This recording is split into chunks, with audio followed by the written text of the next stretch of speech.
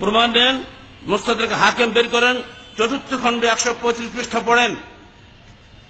আর ভারত রত্ন উপাধিধারী আল্লামা কাজী আত্তাহার মোবারকপুরী, তিনি তার জগৎবিখ্যাত গ্রন্থ, যে গ্রন্থ লেখার কারণে তিনি ভারত রত্ন উপাধি পেলেন, রেজালাত সিন্ধ ওয়াল হিন্দ এবং আল ইকদুস সামিন, তিনি পরিষ্কার লিখে দিয়েছেন মালিকুল বাঙ্গাল বলে হাদিসে যে কথা বলা হয়েছে, এই মালিকুল বাঙ্গাল আমি মনে করি আমাদের ঐতিহাসিক গবেষণার আলোকে এরাই হলো তারাই যারা রাহমি রাজা ছিলেন, রাহমির একটা অংশ ছিল আরাকান, তারা এখানে দেশ শাসন করতেন। রাহমি রাজা নিজে 1 কলস আদা পাঠিয়েছিলেন রাসূলুল্লাহ সাল্লাল্লাহু আলাইহি সাল্লামকে হাদিয়া হিসাবে। আর সেই রাহমি যারা আমাদের রসুলকে হাদিয়া পাঠালো, সেই রসুলকে হাদিয়া পাঠানো লোকরা ধ্বংস হবে, আর আমরা নীরবে চোখে দেখবো, পরে মিলাদ পড়বো আর যশোরে জুলুস করে বেড়াবো। ধোঁকাবাজ মুসলমানের দল, যশোরে জুলুস বাদ দাও, চলে যাও সেখানে, গভর্নমেন্টকে বাধ্য করো। কেন কথা বলবে না? গভর্নমেন্ট তো আমাদের গভর্নমেন্ট, গভর্নমেন্ট তো নিজের পায়ের গভর্নমেন্ট হয় নাই, আমাদের নির্বাচিত নেতা। 17 কোটি মানুষের পক্ষে যদি আমাদের নেত্রী কথা বলতে না পারেন, তো আং সান সূচির সঙ্গে আমাদের নেত্রীর পার্থক্যটা কোথায়? ওই নেত্রী চুপ করে আছে, আমার নেত্রী চুপ করে আছে। চুপ থাকার জন্য আপনাকে করা হয় নাই, চুপ থাকার জন্যই আপনাদের নেতা করা হয় নাই। চুপ থেকে বসে থাকার জন্য আপনি অগ্নিকন্যা নন। কোথায় আপনার আগুন? বাংলাদেশের পার্লামেন্টে 2 জন অগ্নিকন্যা আছেন, 2 আগুন এখন বরফ কন্যা হয়ে গেলেন কেন রাতারাতি? কিসের ভয় আপনাদের? বিদেশি গুরুরা আপনাকে প্রধানমন্ত্রী করে নাই, বিদেশি নেতাদের দিকে তাকাবেন না, দয়া করে আল্লাহকে ভয় করুন। আপনাকে মরতে হবে, কবর সবাইকে যেতে হবে, আল্লাহকে কি কৈফিয়ত দেবেন সেখানে? আল্লাহ পাক উদার কণ্ঠে আমাদের ডেকে ডেকে বলছেন, ওমা লাকুম লা তুকাতিলুনা ফি সাবিলিল্লাহ ওয়াল মুস্তাদআফিনা মিনার রিজালি ওয়ান নিসাই ওয়াল বিলদান يقولون ربنا اخرجنا من هذه القرية الظالم اهلها واجعل لنا من لدنك وليا واجعل لنا من لدنك نصيرا। আল্লাহ বলছেন, কি হলো হে মুসলমান তোমাদের? কেন তোমরা আল্লাহর পথে ঝাঁপিয়ে পড়ছো না? অথচ দুর্বল নারী, শিশু, পুরুষ আমার কাছে কেঁদে কেঁদে বলছে, হে আল্লাহ, তুমি আমাদেরকে এই জালেম ও দূষিত জনপদ থেকে বের করে নাও, আমাদেরকে তুমি তোমার পক্ষ থেকে সাহায্যকারী এবং অভিভাবক পাঠিয়ে দাও। 1,500 বছর পূর্বে কোরআন নাজিল হয়ে যেখানে এমনি করে আল্লাহ পাক আমাদেরকে আহ্বান জানাচ্ছেন, আল্লাহর বান্দা হয়ে কি করে আমরা চুপ করে বসে থাকতে পারি বলুন? আজকে মানববন্ধনের অনুমতি নিতে আমাকে অনুমতি নিয়ে করতে হচ্ছে, স্বাধীনভাবে আমিও কথা বলতে পারছি না। নিজের স্বাধীন দেশে আমি পরাধীন। হাজার হাজার লোক এই ছায়াপথে ভরে যেত, কিন্তু নির্দিষ্ট সীমিত সংখ্যা দেওয়ার কারণে আমরা লোক আনতে পারি নাই। মুসলমানের বুকে রক্তক্ষরণ হচ্ছে, প্রত্যেকের অন্তরে চোখ ফেটে পানি বের হচ্ছে তাদের দৃশ্য দেখে। টেলিভিশনের পর্দায় ছোট্ট কচি শিশুকে যখন রাইফেলে খুঁচিয়ে খুঁচিয়ে হত্যা করে খিলখিল করে হাসছে, এই দৃশ্য দেখে যে মানুষ সহ্য করতে পারে সে তো মানুষই নয়। এই অমানুষের এক দুনিয়া নোবেল প্রাইজ পায়। ওই মহিলার অন্তরে একটা বুক কাঁপে না। আং সাং চু কি এক ফালতু একটা নাম, এই মহিলার কোন অন্তর কোন দরদ বলে কিছু নাই। অশান্তির প্রাইজ পাওয়া দেওয়া উচিত ওকে, তাই না? শান্তির বললে আমরা এই রাষ্ট্রের সমাবেশ থেকে ওকে ধ্বংসের প্রাইজ দিলাম।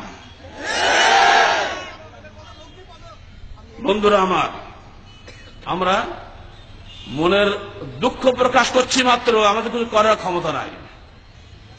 যাদের ক্ষমতা আছে সেই ক্ষমতাসীনদেরকে বলছি, দয়া করে আল্লাহ পাক আপনাদের ক্ষমতা বসিয়েছেন, দয়া করে আল্লাহর জন্য কাজ করুন। না করলে কাল কিয়ামতের মাঠে 17 কোটি মানুষ আপনার বিরুদ্ধে আপিল করবে। কতজনকে আপনি কৈফিয়ত দেবেন সেদিন দেখা যাবে। করতেই হবে, কে কি বললে দেখার আমার দরকার না। চীন সরকার খুবই নাকি শান্তিবাদী সরকার, নিরাপত্তা পরিষদের তারা স্থায়ী সদস্য, ভেটো ক্ষমতার অধিকারী, কেন চুপ করে আছে চীনারা?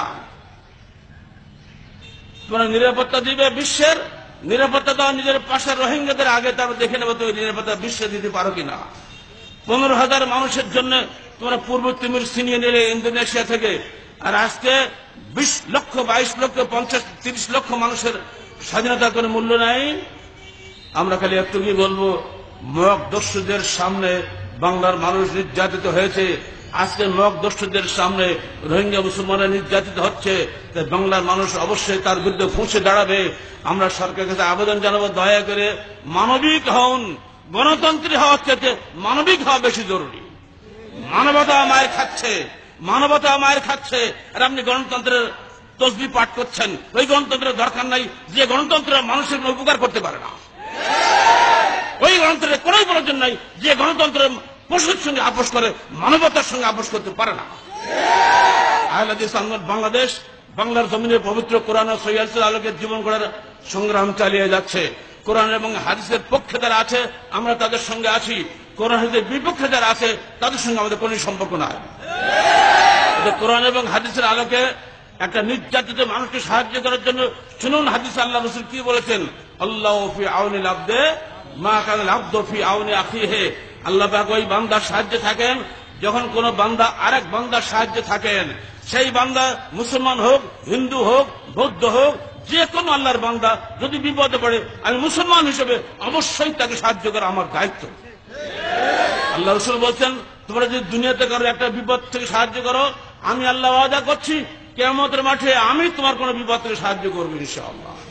আমরা কিয়ামতের মাঠে বাঁচার জন্য এই বিপদের দিনে আমরা তাদের পক্ষে আল্লাহর কাছে প্রার্থনা করি, আল্লাহ তুমি তোমার গায়েবী মদদে তাদেরকে সাহায্য করো। বিশ্বের যাকে দিয়ে তাদের সাহায্য হবে আল্লাহ তুমি তাকে দিয়ে সাহায্য করো। তবে আমরা দাবি করব আল্লাহ আমাদের নেতৃত্বে দিয়ে আল্লাহ সেই সাহায্যটা করুন, তাহলে আমরা প্রতিবেশীর হক আদায় করতে পারবো। আর যদি আমাদের সরকার আমাদের অনুমতি দেয়, ইনশাআল্লাহ বাংলার মানুষ নিজেরা চাঁদা দিয়ে তাদের খাওয়াবে, গভর্নমেন্টের 100 পয়সা ইনশাআল্লাহ খরচ হবে। আল্লাহ পাক আমাদের সবাইকে অত্যাচারের বিরুদ্ধে কথা বলার তৌফিক দান করুন এবং আমাদের সবাইকে কিয়ামতের মাঠে জালেমের বিরুদ্ধে মুসলিমের পক্ষে কথা বলার আজকের এই নেকি যেন আল্লাহ পাক আমাদের আমলনামায় লিখে দেন। আজকে আপনারা এসেছেন আমাদের দাওয়াতে, এজন্য আপনাদের সবাইকে আন্তরিক ধন্যবাদ জানাচ্ছি। দেশের সর্বত্র এমনি করে আমরা যেন মুসলিমের পক্ষে কথা বলতে পারি।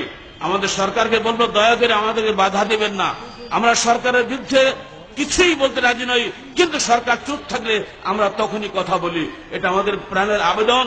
দয়া করে মানুষকে কথা বলে অনুমতি দিন, বাক স্বাধীনতা অক্ষুণ্ণ রাখুন, ধর্মীয় স্বাধীনতা অক্ষুণ্ণ রাখুন, তাতে আপনাদের ভালো হবে। আল্লাহ পাক সারা দেশের মুসলমানকে, শুধু বিশ্বের মুসলমানকে জাগিয়ে তুলুন। বিশ্বের রাষ্ট্রনেতারা কোথায়? দুঃখ লাগে তাদের জন্য। পেট্রোল ডলার নিয়ে বসে আছো, গাড়ি বাড়ি নিয়ে বসে আছো, তোমার সামনে ভাই মরছে, ফির তোমার টাকার অবসান নাই। আল্লাহ পাক আমাদের সবাইকে হকের পক্ষে কথা বলে তৌফিক দিন। বাংলার মানুষকে প্রতিবেশীদের প্রতি দয়া করা তৌফিক দান করুন। যার যা আছে তাই নিয়ে মুসলিমের সাহায্যে আমাদের এগিয়ে আসা তৌফিক দান করুন। সর্বোপরি আমাদের সরকারকে সাহসী হওয়ার তৌফিক দান করুন। আসসালামু আলাইকুম ওয়া রাহমাতুল্লাহ।